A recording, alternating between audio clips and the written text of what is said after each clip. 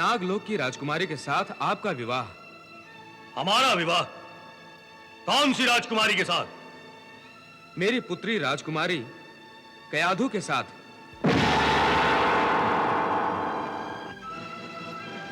यदि आप जैसे परम प्रतापी असुर शूरवीर का विवाह हो जाए तो हम अपने आप को धन्य समझेंगे। इस प्रकार नागलोक और असुर लोक के बीच न केवल एक मधुर संबंध स्थापित हो जाएगा, बल्कि दोनों शक्तियों के मिलाप से आप एक विशाल असुर साम्राज्य की स्थापना कर सकेंगे। अगर आपको यह आशंका है कि मैं भगवान विष्णु की मूर्ति की पूजा करूंगी,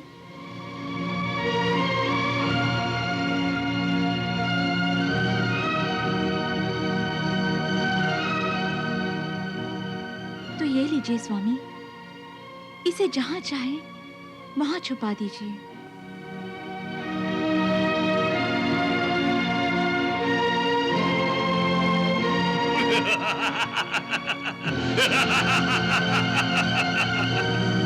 जब विष्णु का हमारे मन में कोई स्थान नहीं है, तो राजमहल में भी उसका कोई स्थान नहीं होना चाहिए।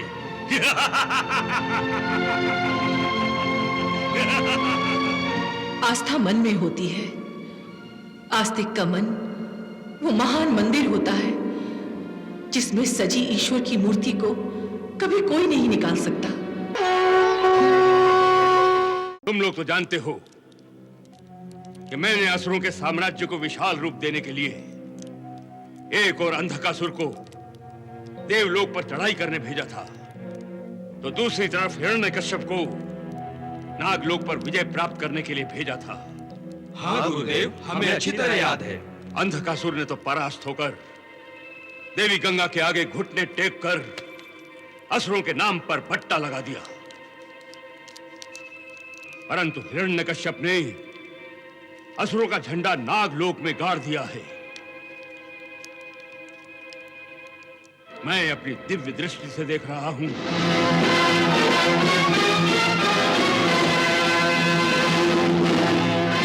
नागलोक विजेता हिरण्यकश्यप के पैरों तले पूरा नागलोक थरथरा रहा है और नागलोक के दरबार में हिरण्यकश्यप के आगमन की घोषणा हो रही है।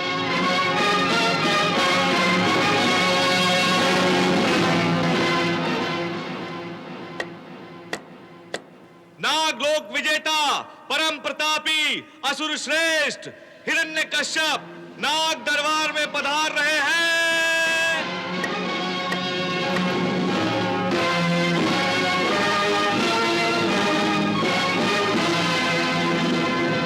हिरण्यकश्यप की जय, हिरण्यकश्यप की जय, हिरण्यकश्यप की जय, हिरण्यकश्यप की जय, हिरण्यकश्यप की जय, हिरण्यकश्यप की जय, हिरण्यकश्यप की जय, हिरण्यकश्यप की जय, हिरण्यकश्यप की जय, हिरण्यकश्यप की जय, हिरण्यकश्यप की जय, हिरण्यकश्यप की जय, हिरण्यकश्यप की जय,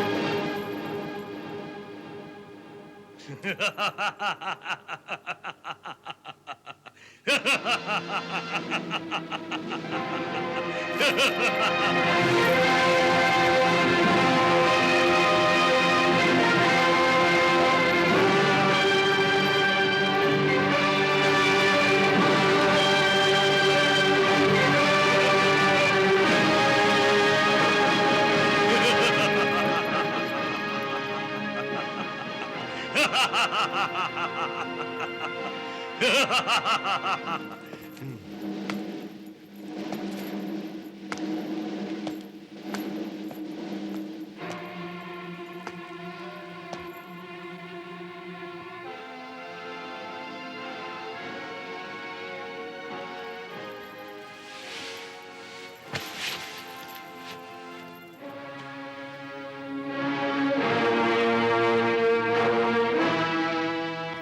नागलोक विजेता परम प्रतापी हिरण्यकश्यप की सेवा में नागराज का सादर प्रणाम।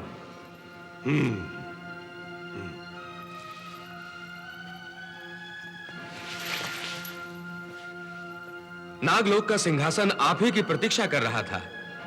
इसे ग्रहण करके इसकी शोभा बढ़ाइए।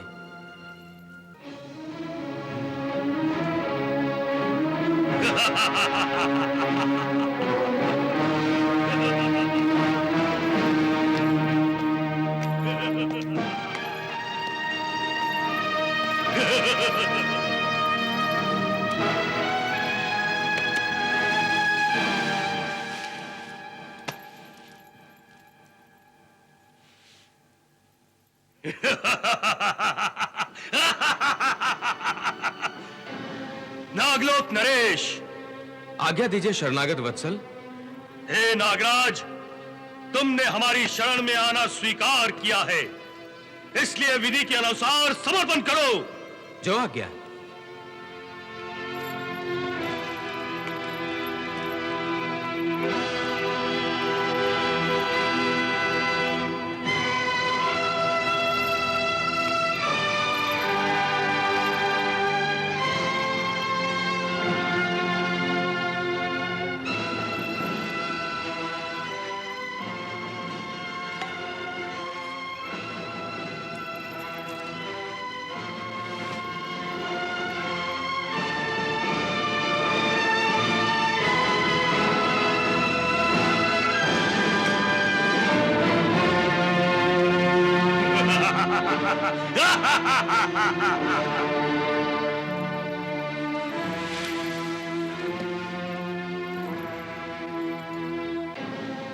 सेना नायकों, आप भी समर्पण कीजिए।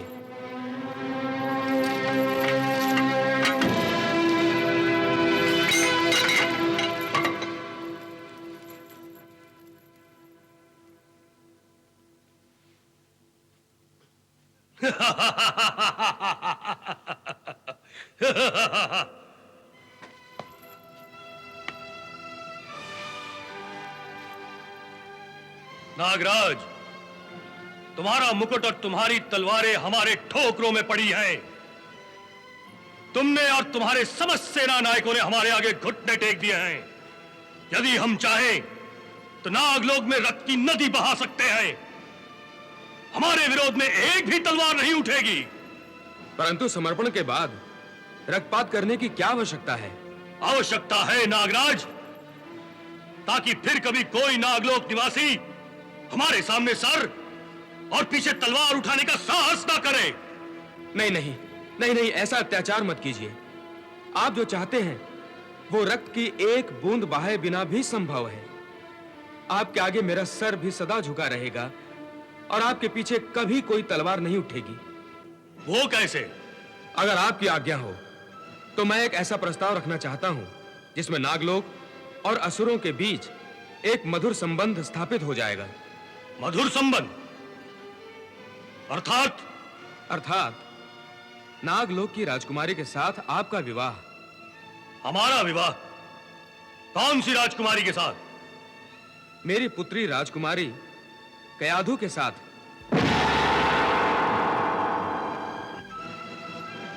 यदि आप जैसे परम प्रतापी असुर शूरवीर का विवाह हो जाए तो हम अपने आप को धन्य समझेंगे।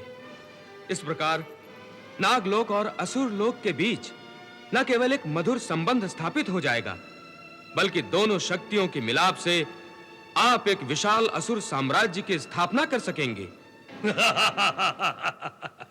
हे नागराज, तुम बहुत चतुर हो।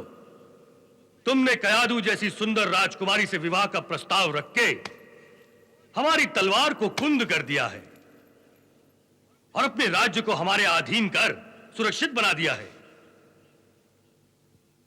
हमें विवाह का प्रस्ताव स्वीकार है। तुरंत लग्न की तैयारियां करो। जो आज्ञा।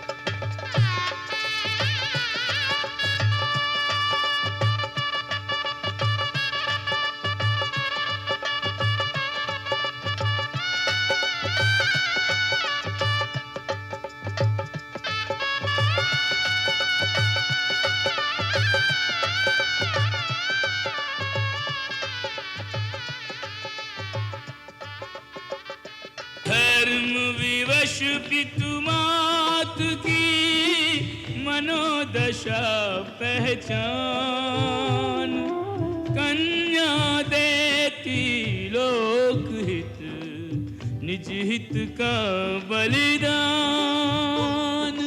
निज हित हित का बलिदान।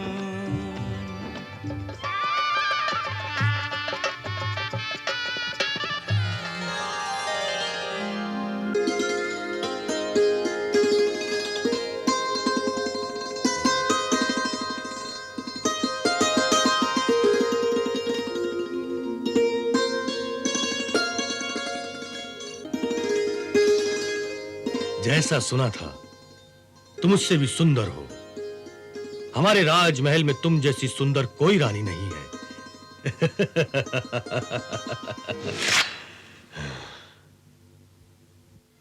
हमें खुशी है कि हमारी इस तलवार ने नागलोक के साथ नागलोक की इस चंद्रमा जैसी सुंदर राजकुमारी को भी जीत लिया है।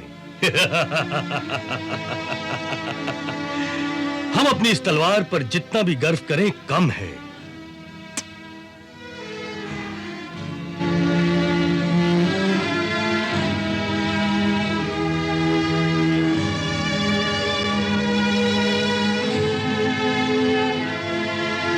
इस चांदनी रात में इन टिमटिमाते दियों का क्या काम?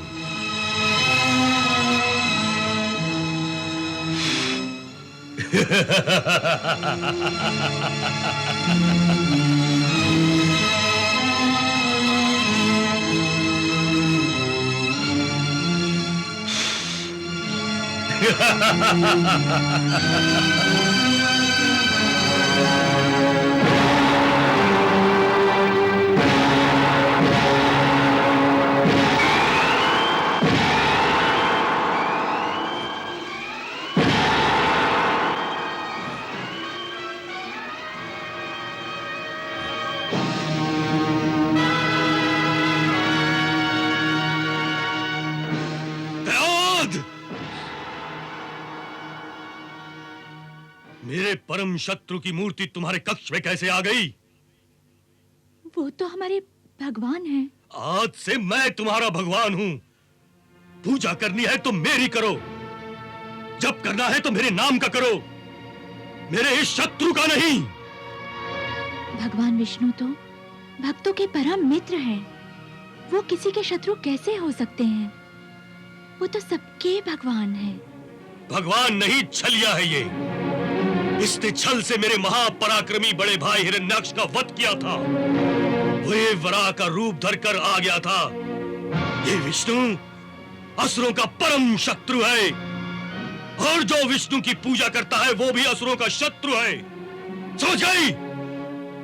समझ गई स्वामी। आज से तुम्हारे कक्ष में विष्णु की पूजा नहीं होगी। आपकी आज्ञा का पालन करूंगी।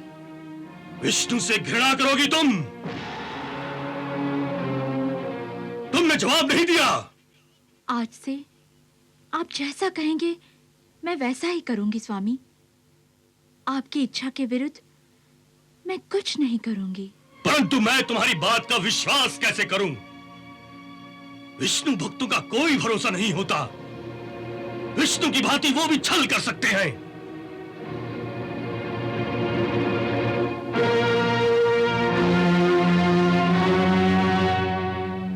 अगर आपको यह आशंका है कि मैं भगवान विष्णु की मूर्ति की पूजा करूंगी,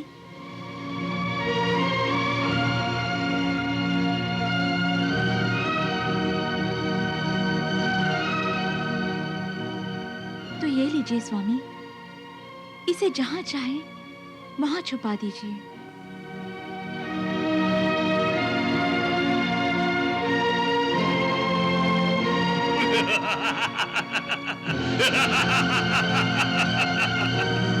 जब विष्णु का हमारे मन में कोई स्थान नहीं है, तो राजमहल में भी उसका कोई स्थान नहीं होना चाहिए।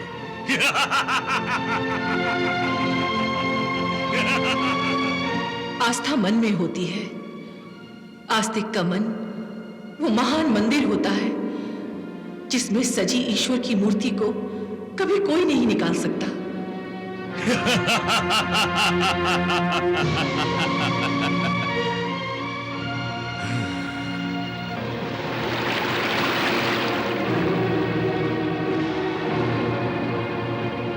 विष्णु,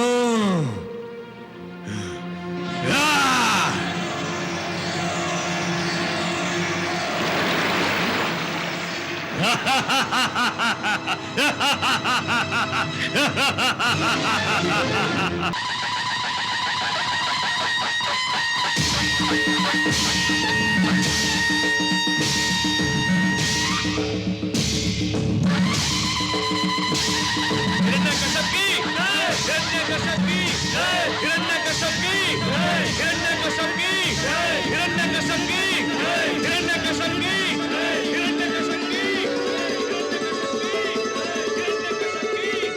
हिरण्यकश्यप की जय, हिरण्यकश्यप की जय, हिरण्यकश्यप की जय। हे असुरेश्वर, इन समस्त असुरों ने तुम्हें अपना सम्राट बनाया है और अपने अभिमान, जो इनकी पहचान है, की रक्षा का दायित्व तुम्हें सौंपा है। सदा इसकी रक्षा करना। गुरुदेव, आज सभी असुर श्रेष्ठों के सामने मैं हिरण्यकश्यप आज इस राज सिंहासन और इस राज मुकुट की सौगंध खाकर यह घोषणा करता हूं कि आपने असुरों का जो अभिमान मेरे हाथों में सौंपा है, मैं सदा उसकी रक्षा करूंगा, चाहे इसके लिए मुझे अपने प्राण ही क्यों न त्यागने पड़े। हिरण्यकश्यप की जय, हिरण्यकश्यप की जय, हिरण्यकश्यप की जय, हिरण्यकश्यप की जय, हिरण्यकश्यप की नारायण नारायण नारायण नारायण नारायण। ये असुरों के दरबार में असुर शत्रु विष्णु का नाम कौन जप रहा है? नारायण नारायण नारायण नारायण नारायण नारायण नारायण नारायण।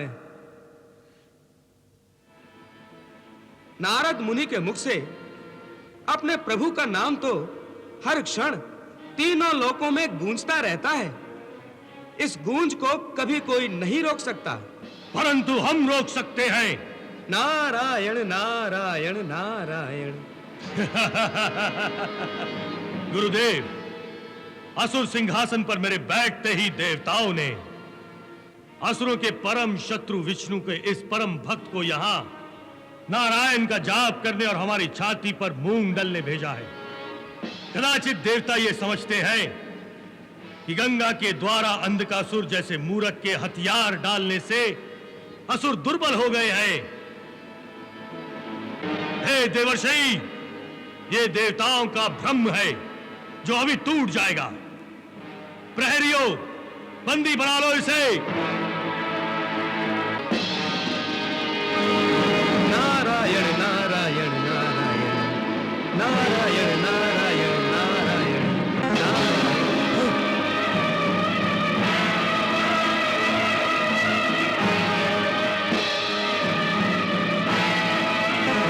नारायण नारायण नारायण नारायण नारायण नारायण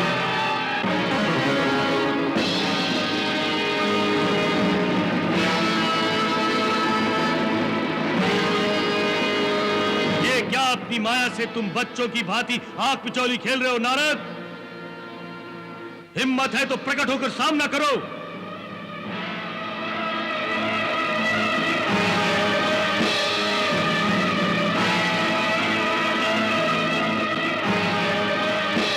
नारायण नारायण प्रहरियों, बंदी बना लो इसे।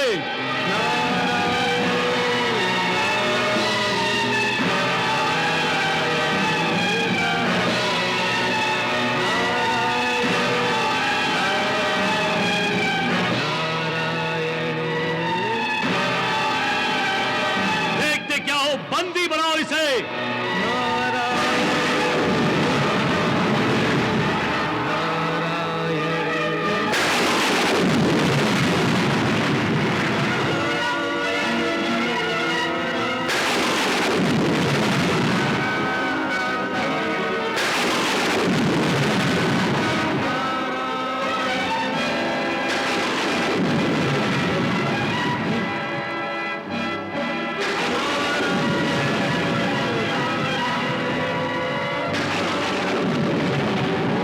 बंद करो ये जाप और बंद करो ये माया का नाटक।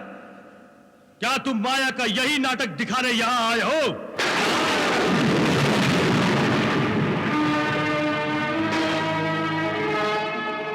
कदापि नहीं।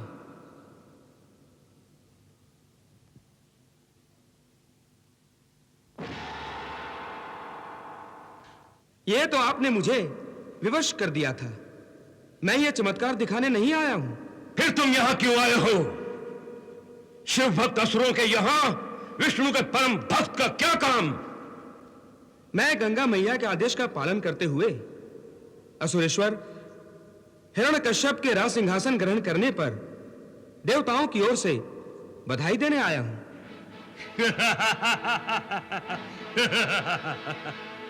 हमें गंगा और देवताओं की बधाई की कोई आवश्यकता नहीं है, परंतु तुम हमें यह बताओ कि शत्रु के सम्राट को बधाई देने के लिए चतुर गंगा को क्यों विवश होना पड़ा?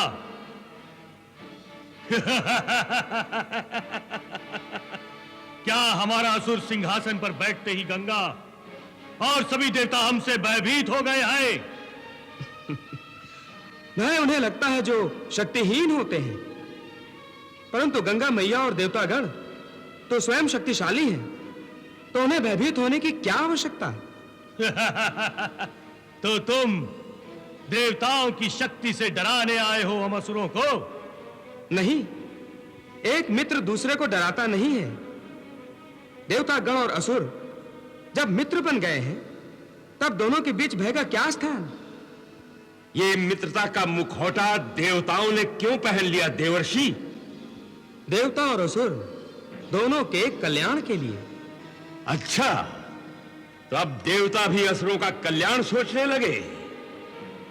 ये गिरगिट की भांति देवताओं ने कब रंग बदला? भार्गव, आप भली भांति जानते हैं कि असुर सम्राट अंधकासुर ने गंगा मैया के सामने देवताओं से हाथ मिलाकर सहयोग का वचन दिया था। मैं उसी देवासुर संगम की याद दिलाने यहां आया हूं। देवासुर संगम नहीं, देवासुर संग्राम ही हो सकता है, और ये संग्राम एक बार नहीं बल्कि बार बार होगा, बार बार। जब तक देवतागण देवी गंगा को असुर लोक में लाने नहीं देंगे, देवासुर संग्राम होता ही रहेगा। देवर्षि, जाइए और देवताओं को हमारी दुश्मनी का ये संदेश सुनाइए। हाँ। परंतु परंतु कुछ नहीं, बस।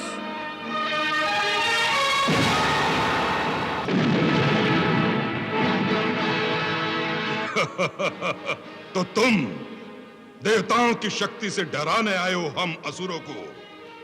नहीं, एक मित्र दूसरे को डराता नहीं है। ये मित्रता का मुखौटा देवताओं ने क्यों पहन लिया देवर्षि? देवर्षि, जाइए और देवताओं को हमारी दुश्मनी का ये संदेश सुनाइए। हाँ। परंतु कुछ नहीं, बस। भार्गव शुक्राचार्य, इस सभा में आपसे अधिक बुद्धिमान, ज्ञानी, समझदार दूसरा कोई नहीं है। आप इन्हें समझाइए, यह उचित नहीं है।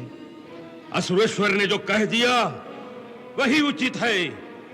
देवर्षि, समझाना ही है तो देवी गंगा को समझाइए, हमें नहीं। जाइए। नारायण नारायण। दीदी, हिरण्यकश्यप का इतना दुस्साहस! उसने न केवल देवर्षि बल्कि भगवान विष्णु का भी अपमान किया है। उमा, हिरण्यकश्यप अज्ञानी है। और भार्गव शुक्राचार्य, उन्हें तो आप अज्ञानी नहीं कह सकती।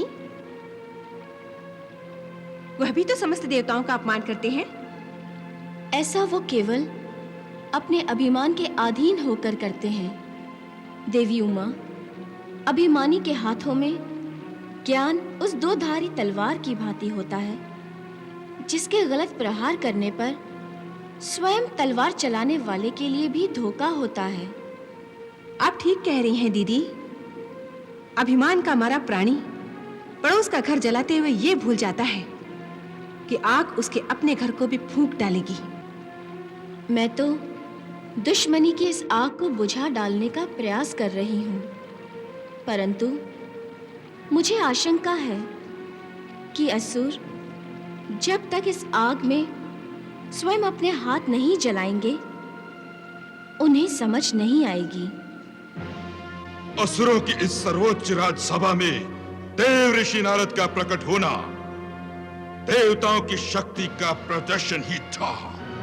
हमारे ही घर में घुसकर अपनी शक्ति का प्रदर्शन करना हम असुरों को चेतावनी देने के बराबर है, और हमें इस चेतावनी का मुंह तोड़ जवाब देना चाहिए। तुम ठीक कह रहे हो युवराज। गुरुदेव, आपका क्या विचार है? नहीं असुरेश्वर, जब शत्रु शक्तिशाली भी हो और कुटिल भी, तो हमें हर कदम सोच समझकर बढ़ाना चाहिए। तो फिर आप ही बताइए कि देवताओं की शक्ति का उत्तर हम कैसे दें? हमें सबसे पहले उनकी शक्ति को तोड़ना होगा। उनकी शक्ति को तोड़ने के लिए तो उन पर भीषण आक्रमण करना होगा। इससे सुरक्षित उपाय यह है कि हम शक्ति के उस स्रोत को ही नष्ट कर दें जिससे समस्त देवता अपार शक्ति ग्रहण करते हैं। समझ गया गुरुदेव, मैं आपके संकेत को समझ गया।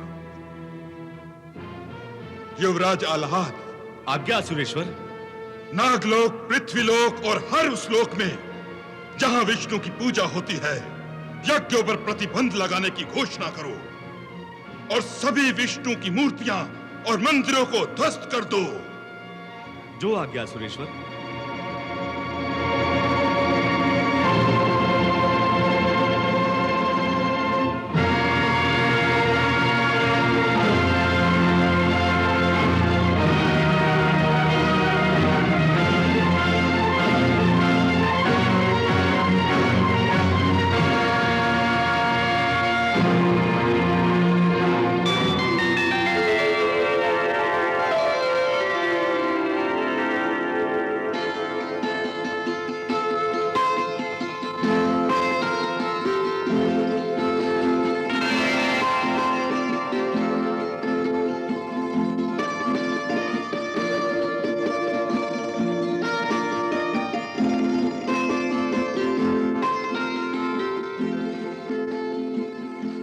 प्रणाम गुरुदेव।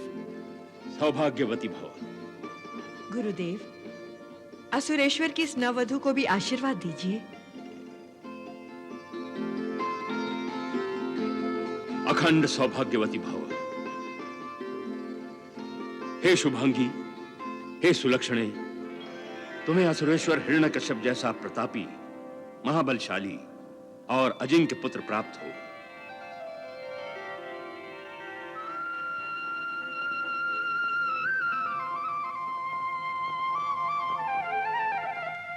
आइए गुरुदेव।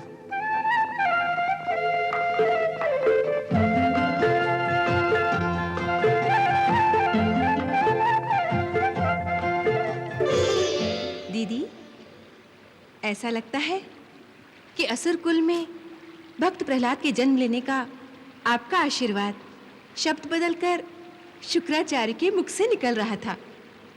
हाँ उमा, भक्त प्रहलाद के रूप में कयादु को एक परम प्रतापी, बलशाली और अजिंक्य पुत्र ही होगा, जो असुरों के कुल में भक्ति की जोत जलाएगा। और जब प्रहलाद का जन्म होगा तो भार्गव शुक्राचार्य को अपने इस आशीर्वाद पर अवश्य पश्चाताप होगा। दीदी, गुरु शुक्राचार्य भले ही पछताएं, परंतु ये उनके पुण्यों का फल है, जो अनजाने में ही मेरे आशीर्वाद में उनका आशीर्वाद शामिल हो गया है। ये उनका सौभाग्य है, परंतु विडंबना ये है कि वो ज्ञानी होकर भी अपने इस महान पुण्य को नहीं जान सकते, क्योंकि अभिमान की काली पट्टी उन्होंने अपनी आंखों पर बांध रखी है। देवी उमा, ये प्रभु की लीला ही तो है कि जो शुक्राचार्य प्रभु का अपमान करते हैं, उन्हीं के मुख से अपने परम भक्त प्रहलाद के लिए आशीर्वाद दिलवाते हैं। हिरण्यकश्यप की जय, हिरण्यकश्यप की जय, हिरण्यकश्यप की। विष्णु को हमने असुर लोक से निकाल बाहर कर दिया है। यहां ना कोई विष्णु की मूर्ति है, ना विष्णु भक्त। विष्णु की एक भी मूर्ति असुर लोक में शेष नहीं है। इसी प्रकार हर लोक को, चाहे वो नागलोक हो या पृथ्वी लोक, उसे विष्णु की मूर्तियों से रहित कर दो। कहीं भी एक भी विष्णु की मूर्ति या विष्णु का मंदिर शेष नहीं रहना चाहिए। असुरों के शत्रु को कहीं भी ठिकाना नहीं मिलना चाहिए। हे असुरेश्वर, हम असुरों के शत्रु को हर लोक से उखाड़ फेंकेंगे। और याद रहे, विष्णु भक्त भी हमारे शत्रु हैं, इसलिए वो जहां भी दिखाई दें उन्हें परलोक पहुंचा दो, क्योंकि यही विष्णु भक्त विष्णु की पूजा और यज्ञ करके विष्णु और उसके साथी देवताओं को बल प्रदान करते हैं। देखता हूं जब ना विष्णु रहेगा और ना कोई विष्णु भक्त, तो समस्त देवता स्वर्लोक पर मेरे आक्रमण का सामना कैसे करेंगे। जाओ, हर लोक में आतंक मचा दो। जो आज्ञा सुरेश्वर।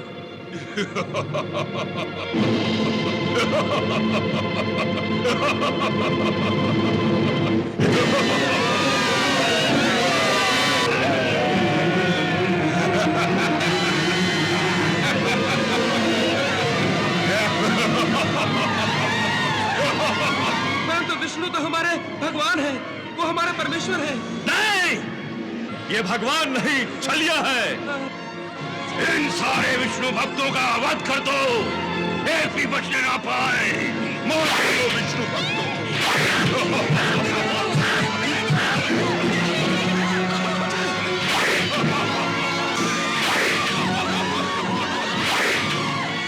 मार डालो सभी विष्णु भक्तों को, एक एक विष्णु भक्त को मौत के घाट उतार दो।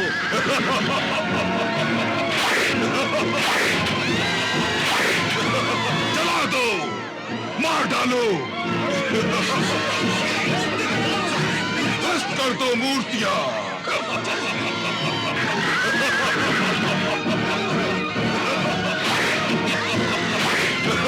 जला दो, मार डालो, मार डालो।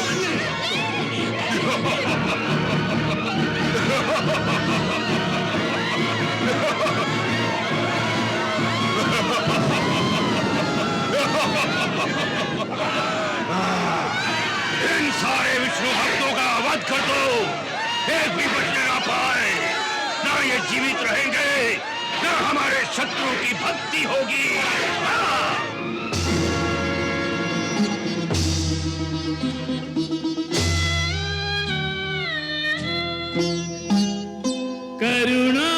करुणाधार मौन न धार, करके दया इतना बता। किसकी शरण में जाए हम, दुखड़ा किसे सुनाए हम, कब तक आंसू बहाए हम, कैसे तुझे बुलाए हम।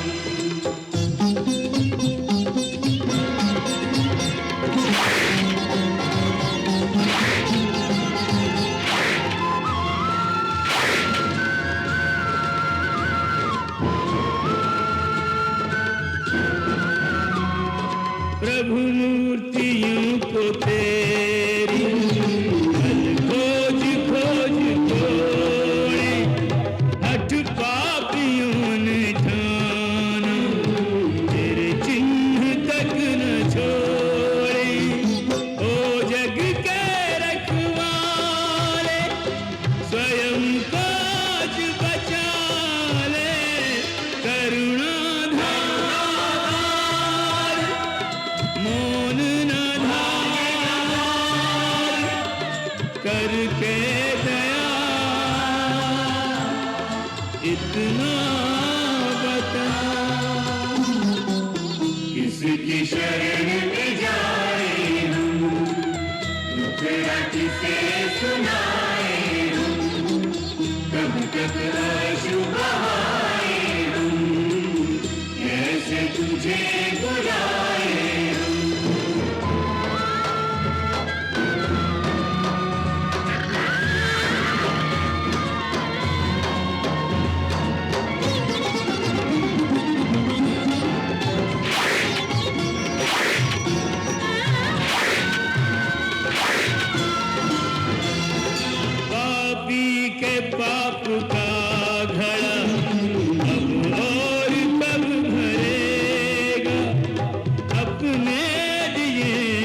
दर्शन को पूर्ण कब करेगा। पड़ी भंवर में नैया, खोया कहाँ खिवैया, करुणाधार मोन न धार, करके दया इतना बता। किसकी शरण में जाए हम, दुखड़ा किसे सुनाए हम, कब तक आंसू बहाए हम, कैसे तुझे बुलाए हम। पाप की सीमा तोड़ चुका है अत्याचारी, धर्म धैर्य धरती भक्तों पर विपदा भारी। फिर कोई अवतार ग्रहण कर दशावतारी, व्याकुल व्याकुल होकर सृष्टि पुकारे सारी।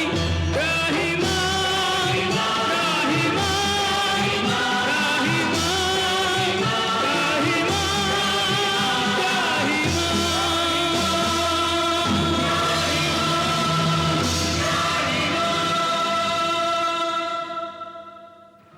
दीदी, हिरण्यकश्यप के अत्याचारों की तो हद हो गई है। विष्णु भक्तों की चीखों से सारा अंतरिक्ष दहल रहा है। भक्तों को कितनी कड़ी परीक्षा देनी पड़ रही है, समझ में नहीं आता। भगवान की भक्ति के विरुद्ध इतना पाप कैसे पनप जाता है। जब तक पाप का घड़ा नहीं भर जाता, उसका नाश करने के लिए भगवान अवतार नहीं लेते। उमा, गंध से भरी हुई कीचड़ को देखकर मन में कभी ये विचार नहीं आता कि उसमें कमल जैसा पावन और सुंदर पुष्प भी जन्म ले सकता है। हाँ, ये बात तो है। तो बस हिरण्यकश्यप और असुरों के अत्याचारों का भी यही हाल है। वो भक्ति के पावन कमल भक्त प्रहलाद के जन्म के लिए अपने अत्याचारों से, गंध से भरी अत्याचारों की कीचड़ तैयार कर रहे हैं। ये अत्याचार जितने गहन होंगे, भक्ति का कमल उतना ही सुगंधित होगा। स्वामी, आप भगवान विष्णु को अपना शत्रु मानते हैं। वो सब लोग, वो सब स्त्रियां, पुरुष, बच्चे, बूढ़े जो भगवान विष्णु की पूजा करते हैं, वो तो आपके शत्रु नहीं। फिर क्यों आप उन पर अत्याचार कर रहे हैं? कयाधु, हम जानते हैं कि तुम स्वयं विष्णु की पुजारिन रही हो, और इसीलिए हमने तुम्हें पहली रात ही चेतावनी दे दी थी कि तुम ना तो विष्णु की पूजा करोगी और ना ही उस असुर शत्रु का विचार मन में लाओगी। फिर भी हम देख रहे हैं कि तुम्हारे मन में दूसरे विष्णु भक्तों के लिए दया और सहानुभूति है। मैं तो केवल मानवता के नाते कह रही थी। किसी भी नाते और किसी भी बहाने विष्णु और विष्णु भक्तों का पक्ष लेना हम असुरों में महापाप है। चाहे ये पाप हमारी पत्नी ही क्यों न करे, उसे भी क्षमा नहीं किया जाएगा। तुमने असुर लोक में विष्णु भक्ति का ये पाप पहली बार किया है, इसलिए तुम्हें क्षमा किया जाता है, परंतु आगे तुम्हें क्षमा का पात्र नहीं समझा जाएगा। महारानी सुमुखी, आज्ञा स्वामी। कयाधु को असुरों के संस्कार घोट घोट कर पिला दो। इसके मुंह से फिर विष्णु का नाम नहीं निकलना चाहिए, वरना हमारी तलवार के लिए समस्या खड़ी हो जाएगी।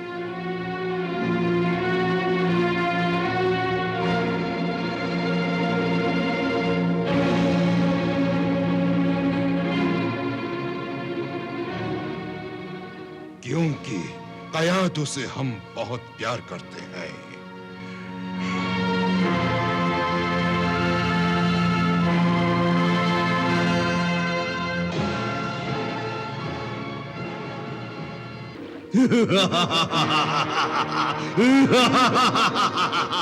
असुर सम्राट हिरण्यकश्यप की सेवा में शत्रुहंता का प्रणाम स्वीकार हो। प्रणाम शत्रुहंता। तुम्हारा स्वागत है। हे असुरेश्वर, आपकी आज्ञा अनुसार मैंने दूसरे असुरों सहित पृथ्वी लोक से आकाश तक सभी लोगों में अपने अत्याचारों से असुरों की धाक बैठा दी है। अभी तक विष्णु भक्तों की चीखें त्रिलोक में गूंज रही है। शत्रुहंता, तुम्हारे पराक्रम से हम अत्यंत प्रसन्न हुए। हमारा आशीर्वाद है कि हमारे शत्रु विष्णु भक्तों के मन में तुम्हारा भय और हमारी धाक सदा बनी रहे। आप निश्चिंत रहिए सुरेश्वर, अब विष्णु भक्तों के मन में विष्णु भक्ति के लिए मैंने कोई स्थान नहीं छोड़ा है। अब हर विष्णु भक्त के मन में आपके आशीर्वाद से केवल मेरा भय और आतंक समाया हुआ है। अब किसी लोक में विष्णु की पूजा की कल्पना करने से भी लोग डरेंगे। शत्रुहंता, विष्णु मंदिरों को ध्वस्त करके हमने जो सफलता पाई है वो पर्याप्त नहीं है। हमें इतने से ही संतुष्ट होकर चुप नहीं बैठना है।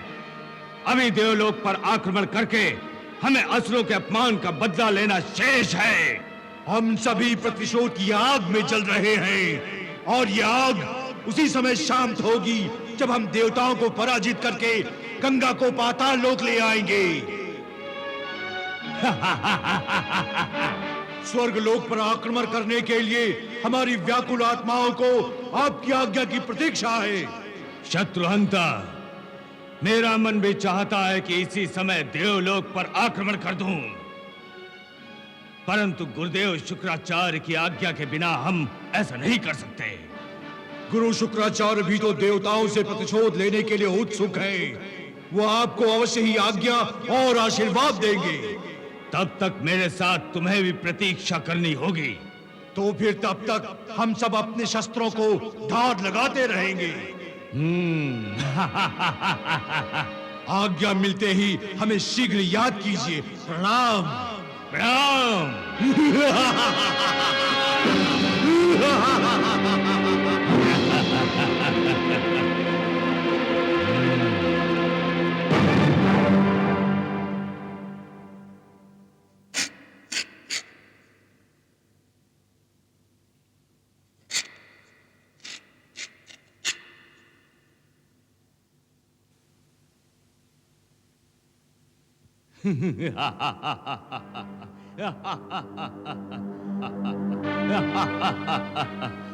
कयाधु, तुम्हें भी हमारी इस तलवार से प्यार हो गया है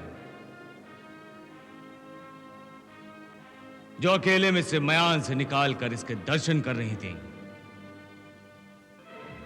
लाओ।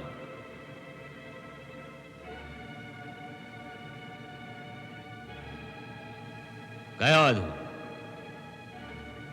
हम अपनी इस तलवार से बहुत प्यार करते हैं क्योंकि इसी के बल पर हमने सभी लोगों को जीत लिया है। अब केवल देवलोक को इसके अधीन करना शेष है।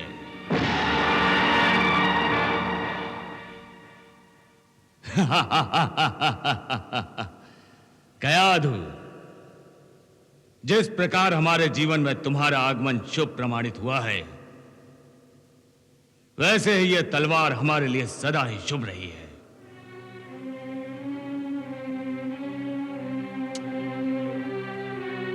कयाधु, नागलोक में तुमने मेरे हाथों से विष्णु की मूर्ति फिकवा कर जिस कार्य का शुभारंभ किया था, मैंने शत्रुहंता और दूसरे असुरों के द्वारा उसी कार्य का अंत किया है।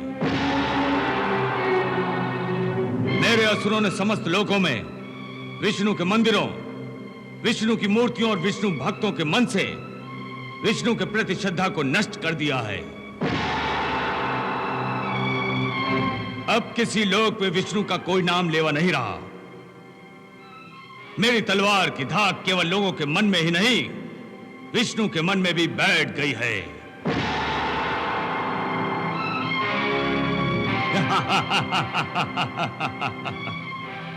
असुरेश्वर, आपने अच्छा ही किया जो समस्त लोकों से विष्णु का अस्तित्व ही मिटा डाला। परंतु मुझे खेद है असुरेश्वर कि विष्णु की एक भी मूर्ति शेष नहीं बची। खेद हो रहा है? विष्णु की एक भी मूर्ति के ना बचने पर खेद। हाँ सुरेश्वर, क्योंकि मेरी ये इच्छा मन ही मन में दबी रह गई कि मैं भी विष्णु की कम से कम एक मूर्ति तो तोड़ फोड़ डालती।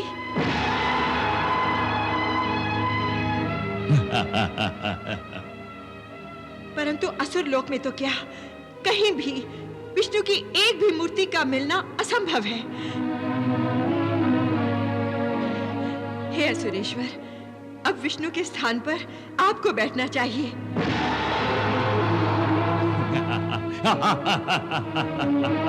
अवश्य सुमुखी, अवश्य। कयाधु के द्वारा ये भी होगा। मेरे द्वारा? हाँ कयाधु, तुमसे विवाह होते ही हम असुर सम्राट बन गए थे। अब तुम्हारी शुभ इच्छा से हम भगवान भी बनेंगे। तुम्हारी शुभ इच्छा से।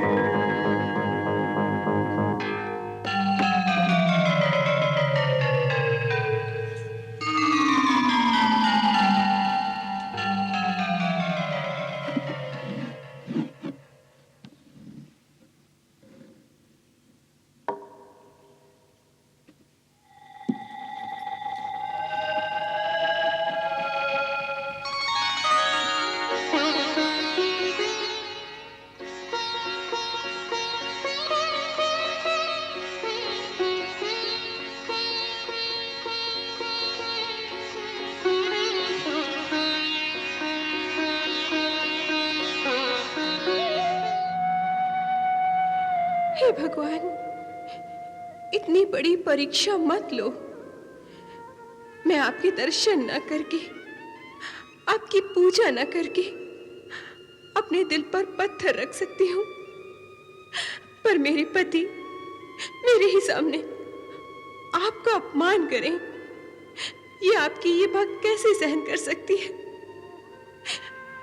प्रभु न जाने आपकी ये क्या नीति है। आपने अपनी ही भक्त को अपने परम शत्रु की पत्नी बनाकर धर्म संकट में डाल दिया है। पति की इच्छा पूर्ति के लिए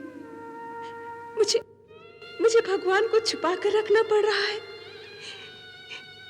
ये कैसी विडंबना है प्रभु, जो सर्वव्यापी है उन्हें मंदिर की जगह मुझे इस आभूषणों के डिब्बे में छुपा कर रखना पड़ रहा है। प्रभु मुझे क्षमा कीजिए और मेरे पति को सद्बुद्धि प्रदान कीजिए। कयाधु, कहाँ हो तुम?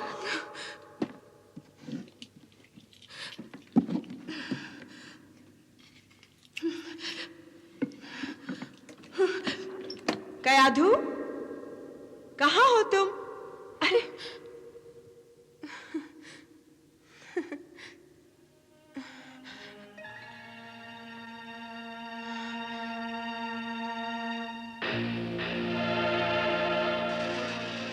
प्रणाम दीदी। खुश रहो, सदा असुरेश्वर के मन में समाई रहो। दीदी, मैं इतनी स्वार्थी नहीं कि आपका अधिकार भी छीन लूं। तुम जितनी सुंदर हो उतनी मधुर भाषणी भी हो और चतुर भी हो। चतुर? हाँ, लेकिन तुम्हारी ये चतुराई मुझसे नहीं चलेगी। दीदी, आप ये क्या कह रही हैं? क्यों? तुमने मुझे देखकर कोई अनमोल वस्तु छुपाई है ना?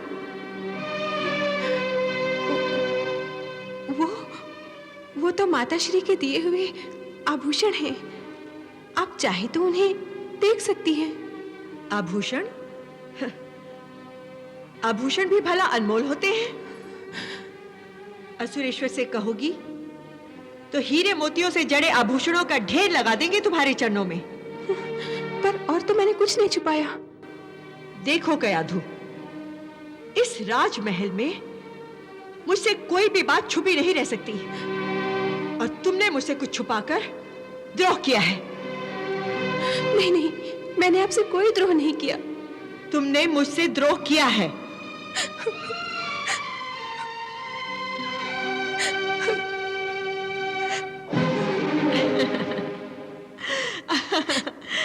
क्यों? तुमने अपनी आंखों से झड़ने वाले आंसुओं के मोतियों को मेरी नजरों से बचाकर अपने आंचल में नहीं छुपाया? दीदी, क्यों रो रही हो? माता पिता की याद आ रही है। अरे पगली, माता पिता की याद आ रही है तो अपनी इस दीदी के पास चली आती। मुझसे भूल हो गई दीदी।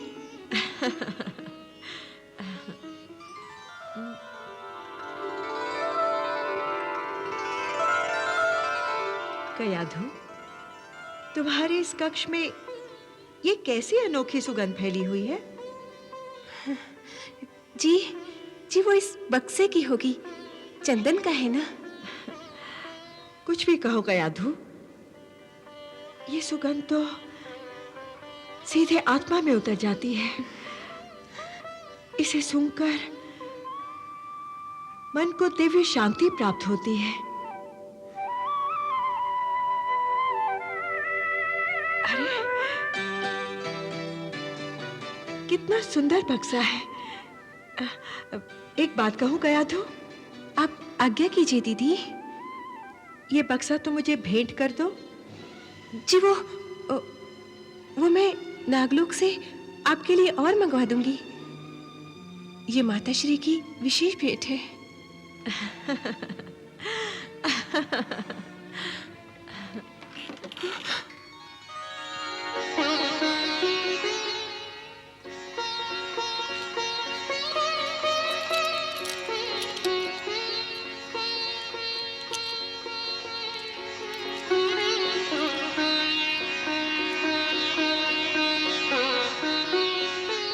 सुंदर, अति सुंदर।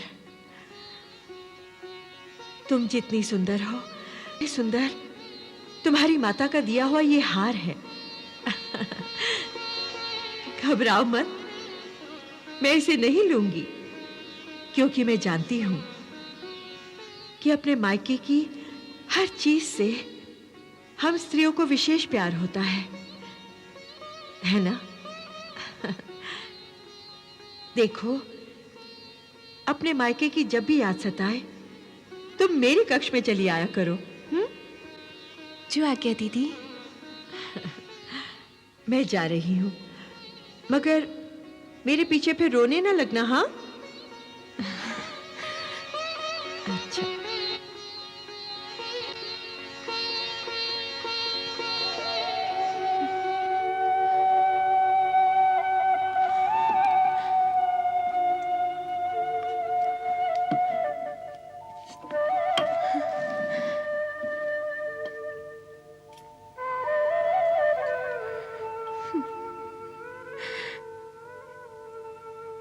कैसी कठिन परीक्षा लेते रहते हैं भगवान।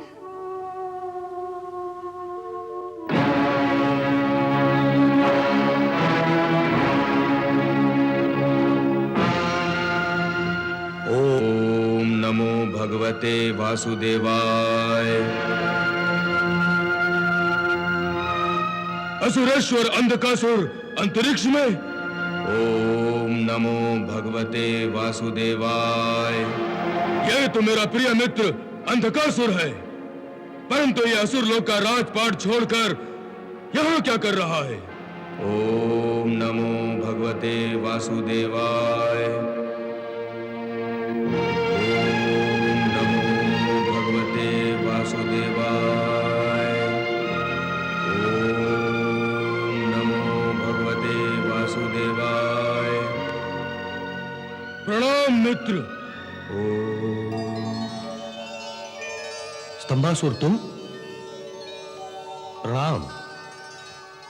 लगता है तुम्हारी तपस्या पूरी हो गई है। हाँ मित्र, तपस्या भी पूरी हो गई और सफल भी। ब्रह्मा जी से मैंने अनोखा वरदान प्राप्त करके अब मैं सचमुच स्तंभासुर बन गया हूं। अच्छा। हाँ मित्र, अब वरदान के कारण मेरी दृष्टि तेजस्वी हो गई है। यदि मैं चाहूं तो मैं जिस किसी पर भी अपनी दृष्टि केंद्रित करके उसे स्तंभित कर सकता हूं अथवा ध्वस्त भी कर सकता हूं। इसकी एक झलक देखो।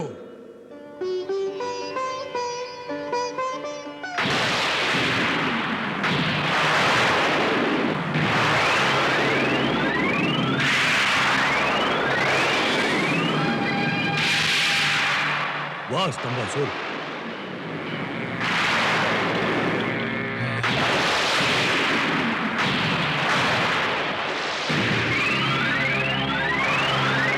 वाह स्तंभासुर।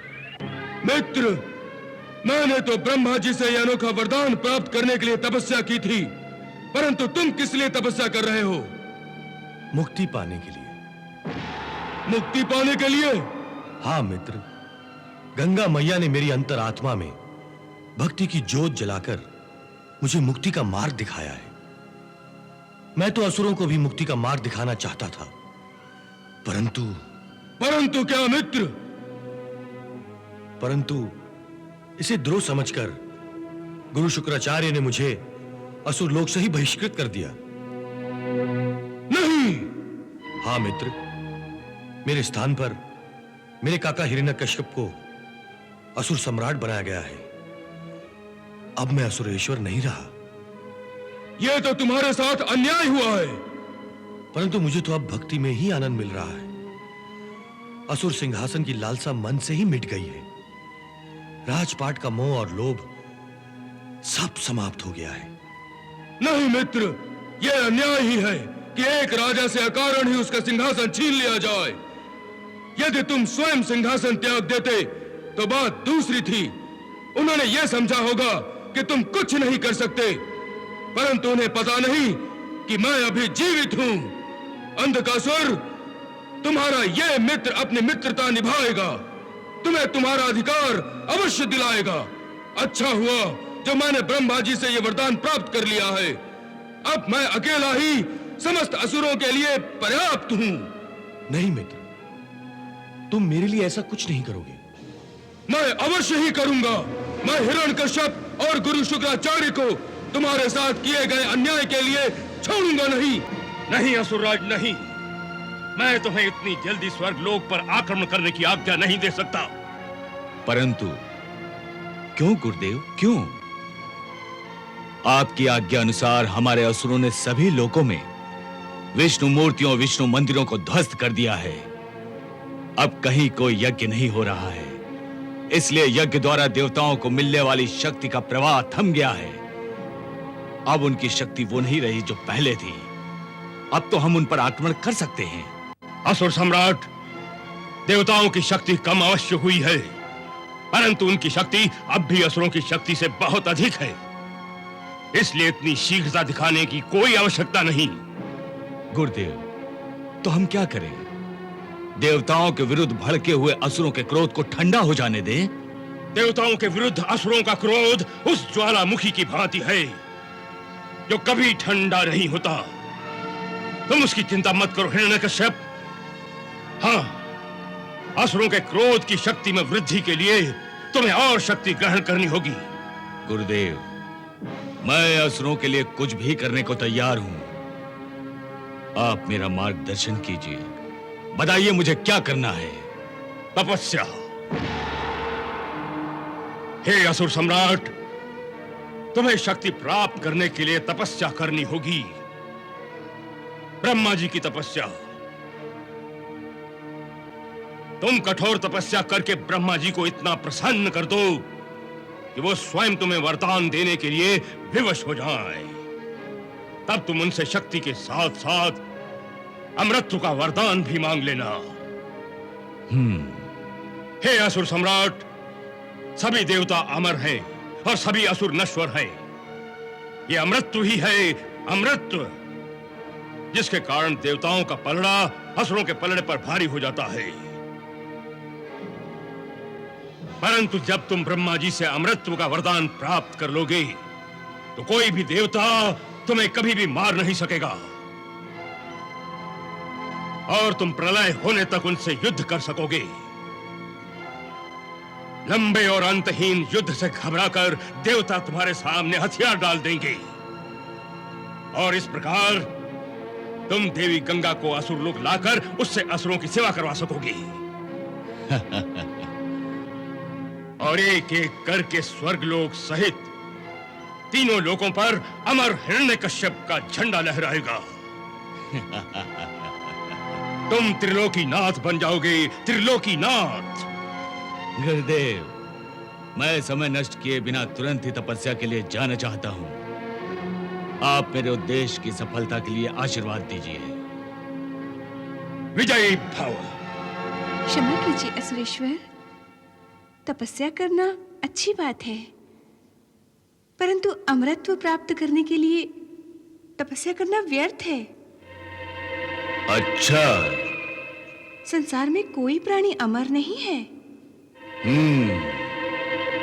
हर प्राणी का शरीर नश्वर है।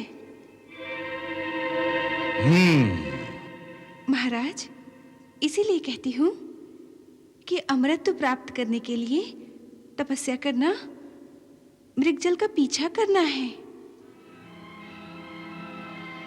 हमारे सामने बड़ा ज्ञान बघार रही हो तुम। हमें मूर्ख समझती हो? नहीं असुरेश्वर। तो फिर अपने आप को गुरु शुक्राचार्य से अधिक ज्ञानी समझती हो? नहीं नहीं असुरेश्वर। गुरुदेव से तप सामर्थ्य में अधिक होने का भ्रम है तुम्हें। नहीं नहीं नहीं असुरेश्वर। तुम गुरुदेव को अपने ज्ञान से चुनौती देना चाहती हो? नहीं नहीं असुरेश्वर।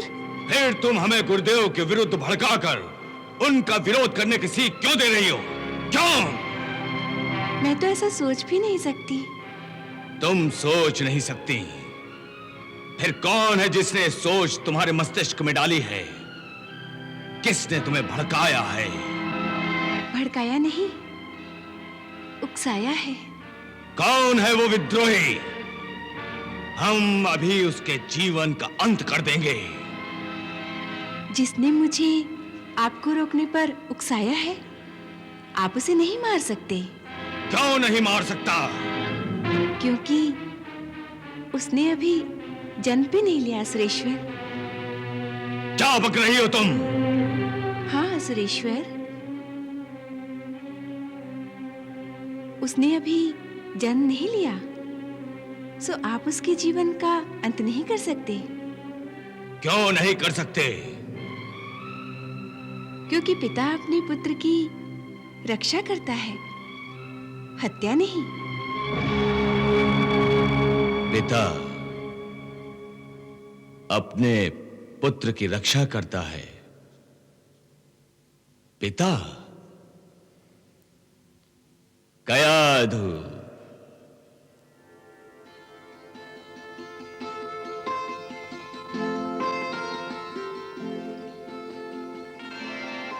कयाधु, तुम मां बनने वाली हो?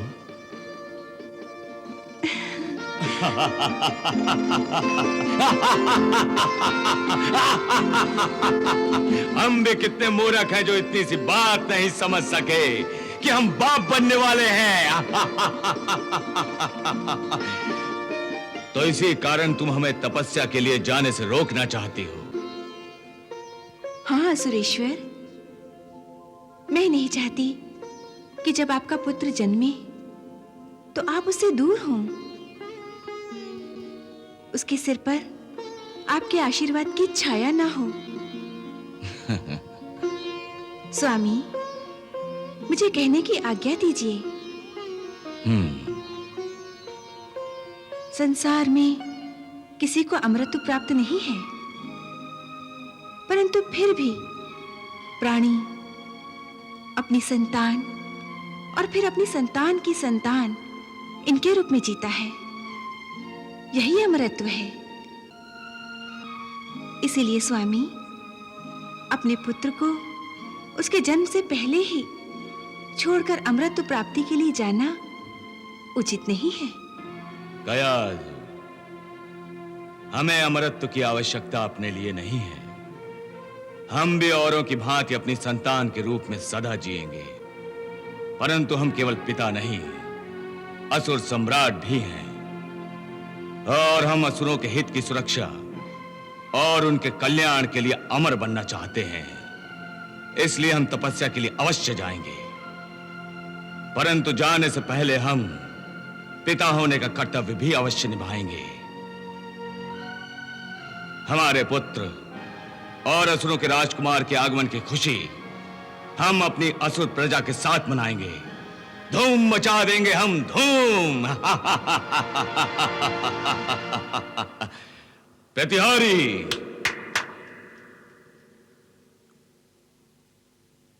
आज्ञा सुरेश्वर।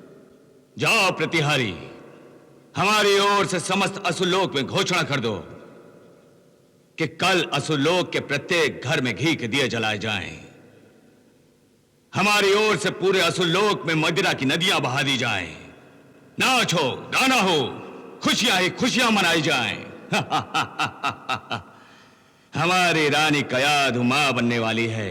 गुरु शुक्राचार्य असुरों को संगठित कर हिरण्यकश्यप को असुर राज घोषित करते हैं। हिरण्यकश्यप नाग सेना पर विजय प्राप्त कर नागलोक पर अधिकार स्थापित करता है और नागराज की पुत्री क्याधु से उसका विवाह तय होता है। गुरु शुक्राचार्य उसे असुर साम्राज्य का नेतृत्व सौंपते हैं और उसके ज्येष्ठ पुत्र अहलाद को युवराज बनाते हैं। क्याधु भगवान विष्णु की भक्त होते हुए भी परिस्थितिवश विवाह स्वीकार कर लेती है और हिरण्यकश्यप के साथ असुर लोग भी चली आती है। वहीं हिरण्यकश्यप श्री विष्णु की मूर्ति देखकर क्रोधित होकर उसे नष्ट कर देता है, जबकि क्याधु मन ही मन अपनी भक्ति बनाए रखती हैं। देवराज इंद्र और देवता हिरण्यकश्यप की बढ़ती शक्ति से चिंतित होते हैं, परंतु गंगा मैया उन्हें धैर्य रखने को कहती हैं, क्योंकि क्याधु के गर्भ में प्रहलाद का जन्म होना है। देवर्षि नारद मुनि हिरण्यकश्यप के राज्याभिषेक में पहुंचते हैं और देवताओं की ओर से शुभकामनाएं देते हैं। वहीं अंधकासुर का त्याग और स्तंभासुर की शक्ति प्राप्ति की चर्चा भी सामने आती है, जिससे असुरलोक में नई घटनाओं का आरंभ होता है। जय गंगा मैया।